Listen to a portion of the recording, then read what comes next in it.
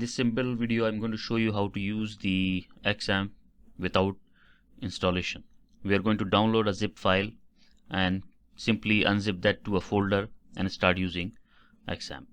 So you can go to this site and from here you can download the XAMPP. Now once you're on this site, click files here.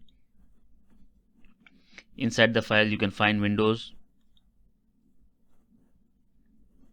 and then we'll select the first one.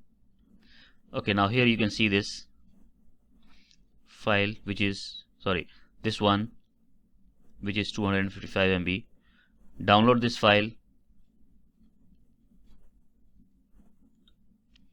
Once this file is downloaded, simply unzip this to, like here you can see, unzip this to XAMPP folder.